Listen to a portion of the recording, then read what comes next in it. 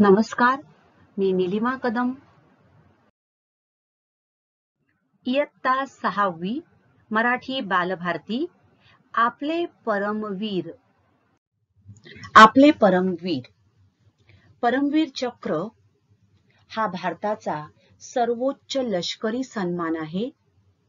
त्याबाबत या पाठातून आपण काही माहिती घेणार आहोत. त्याचबरोबर निर्मलजीत सेखा यांना परमवीर चक्र कशाबाबत मिळालेलं आहे त्याबद्दलही जाणून घेणार आहोत. पुरातन काळातील वीर पुरुषांच्या असामान्य पराक्रमांच्या कथा तुम्ही ऐकल्या असतील. पण आपल्या सर्वांच्या सुरक्षिततेसाठी स्वतःच्या प्राणांची आहुती देणारे शूर सैनिक आजही आपल्या देशात आहेत. त्यांच्या अतुलनीय शौर्याला वंदन करण्यासाठी त्यांना सन्मान पदके देऊन गौरवले जाते. प्राणांची आहुती देणे म्हणजेच प्राणांचे बलिदान करणे, आत्मसमर्पण करणे. आणि शौर्याला वंदन करणे, वंदन करणे म्हणजेच नमस्कार करणे, शौर्य म्हणजेच शूरवीर, त्यांनी दाखवलेला पराक्रम. तर पुरातन काळामध्ये किंवा पुरातन काळापासून वीर पुरुषांच्या आपण गोष्टी ऐकलेल्या आहेत. मोठमोठे राजे यांच्या आपण गोष्टी ऐकल्या आहेत. तर आज आपण आपल्या देशात किंवा आपल्या घरात आपण सुरक्षित राहतो. परंतु आपल्या घरात आपण सुरक्षित असलो तरी आपल्या सुरक्षिततेसाठी आपल्या प्राणांचं बलिदान देण्यासाठी अनेक शूरसैनिक आपल्या देशाच्या सीमारेषेवर अहोरात्र पहारा देत असतात. आणि म्हणूनच आपण आपल्या घरात शांतपणे झोपू शकतो. तर त्यांच्या या पहाऱ्यासाठी किंवा त्यांचं जे शौर्य आहे, त्यांचं जे बलिदान आहे, देशाप्रती असणारं त्यांचं प्रेम, त्यांचं समर्पण, याला एक वार सलाम. परमवीर चक्र हा भारताचा सर्वोच्च लष्करी सन्मान आहे. सगळ्यात आपल्या भारताचा सर्वोच्च लष्करी सन्मान कोणता आहे? परमवीर चक्र. जमिनीवर, समुद्रात किंवा आकाशात शत्रू समोर उभा ठाकलेला असताना, बघा युद्ध जेव्हा होतं, हे युद्ध जमीन, पाणी आणि आकाश या तिन्ही ठिकाणी होतं. तर अशा वेळेला शत्रू समोर उभा ठाकलेला असताना केवळ अजोड असे धाडस, अजोड म्हणजेच काय, तर अगदी त्याच्या तोडीचं असं कशाचीही त्याची बरोबरी केली जाणार नाही असं धाडस, शौर्य दाखवणाऱ्या किंवा आत्मसमर्पण करणाऱ्या वीरांना हा सर्वोच्च लष्करी सन्मान प्रदान केला जातो. प्रदान करणे म्हणजे सन्मानाने बहाल करणे, सन्मानाने देणे. तर राष्ट्रपतींच्या हस्ते हा सर्वोच्च लष्करी सन्मान त्या त्या वीरांना सन्मानाने दिला जातो. परमवीर चक्र हा फार दुर्लभ सन्मान आहे. दुर्लभ म्हणजेच न लाभणारा, न मिळण्याजोगा.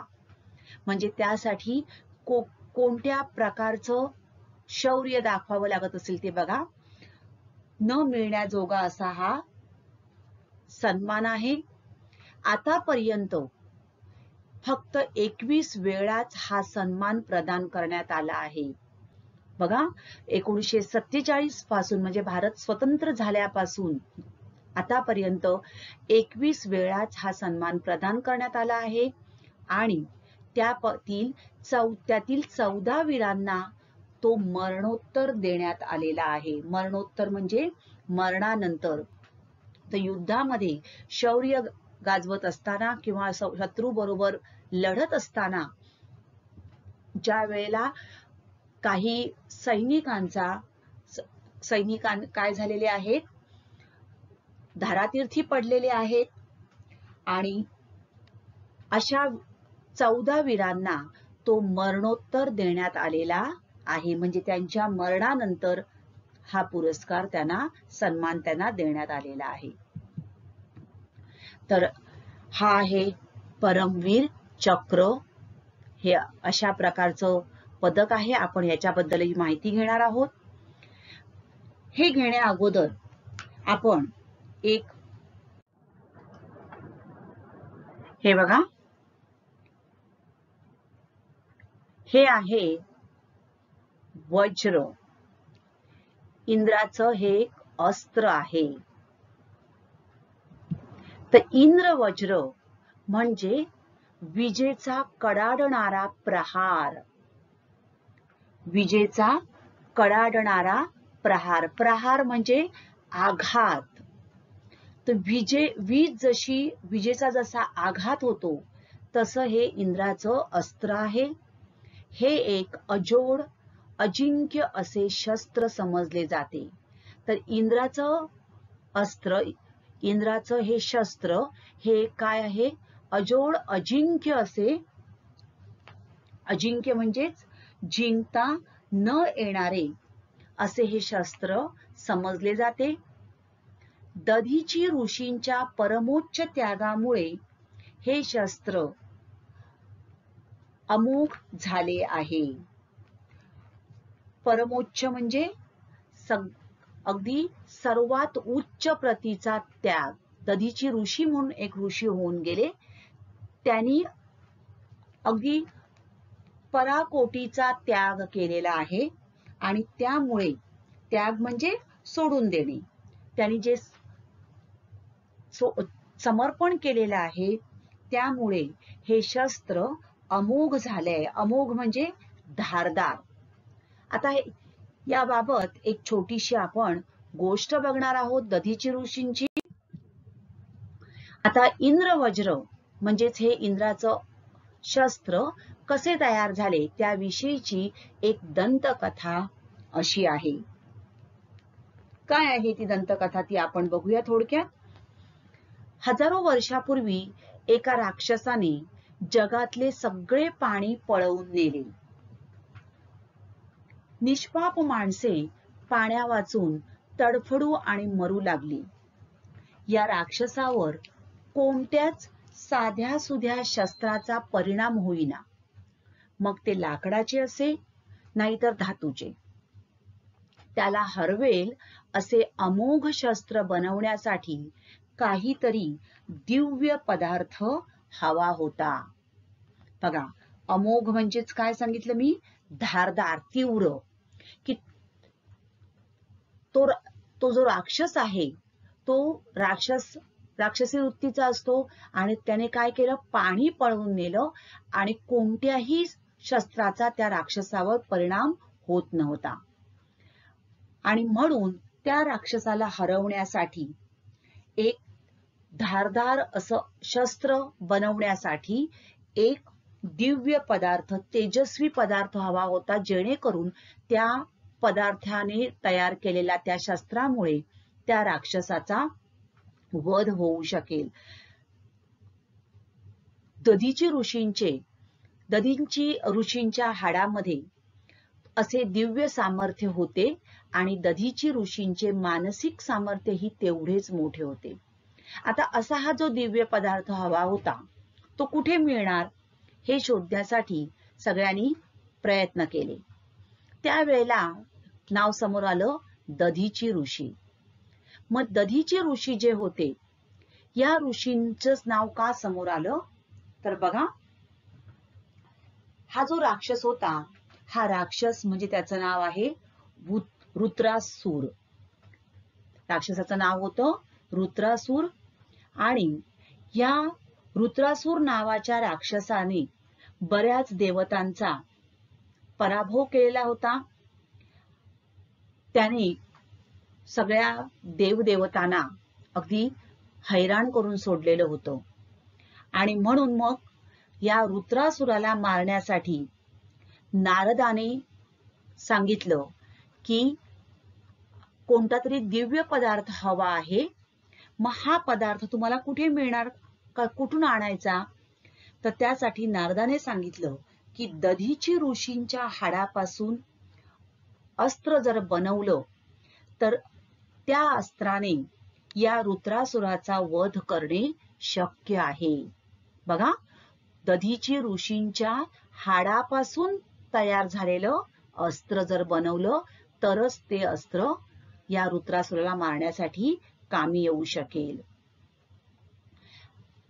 तर दधीची ऋषींच्या हाडामध्ये हे जे दिव्य सामर्थ्य होतं, तसंच त्यांचं मानसिक सामर्थ्यही तेवढेच मोठे होते. बघा आता की आपलं शरीर, आपल्या शरीराच्या हाडापासून अस्त्र बनवायचं आहे, शस्त्र बनवायचं आहे, म्हणजे आपल्या प्राणांची आहुती दिली पाहिजे. आणि ती आहुती देण्यासाठी म्हणजे आपलं मरण पत्करण्यासाठी आपल्याला तेवढं मानसिक सामर्थ्यही लागतं, मनाचा मोठेपणाही लागतो. मग त्यांचंच नाव का घेतलं गेलं असेल? तर बघा बालमित्रांनो, लोकांच्या कल्याणासाठी त्यांनी स्वतःच आपल्या प्राणांची आहुती दिली आणि आपल्या अस्थींचे दान केले.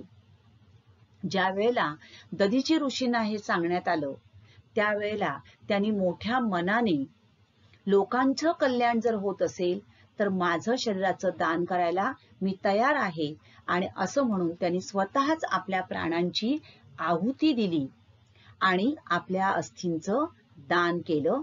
आणि या अस्थितूनच तळपणारे इंद्रवज्र तयार झाले. आता या दधीची ऋषींच्याच किंवा दधीची ऋषींचीच हाडं, अस्थी म्हणजे हाडं, त्यांचीच हाडं का आवश्यक होती? तर हा जो रुद्रासूर होता, एक म्हणजे या रुद्रासुराला ब्रह्मदेवाचा आशीर्वाद होता आणि देवतांची जी शस्त्र होती, ही देवतांची शस्त्र दधीची ऋषींच्या शरीरामध्ये होती. दधीची ऋषी जे काही पेत असत त्यामध्ये ही देवतांची शस्त्र त्यांच्या शरीरामध्ये होती. आणि त्यामुळे या दधीची ऋषींचं शरीर जे आहे हे वज्राप्रमाणे कठीण झालेले होते. आणि म्हणूनच नारदाने सांगितलं होतं की दधीची ऋषींची हाडं ती जर मिळाली तर त्यांच्या हाडापासून तयार झालेलं जे शस्त्र असेल ते म्हणजे इंद्रवज्र, आणि त्याने या रुद्रासुराचा नाश होऊ शकेल.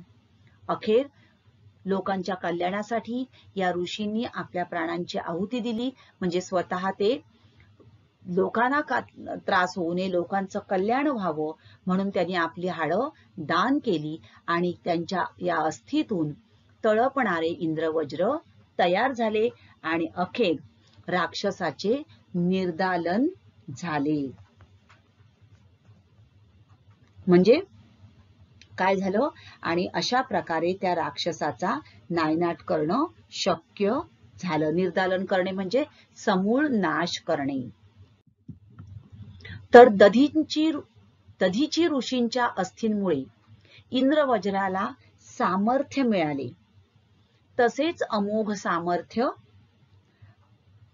भारतीय सेनेला मिळते ते या परमवीरांकडून, त्यांच्या शौर्यातून, त्यांच्या अत्युच्च अशा बलिदानातून.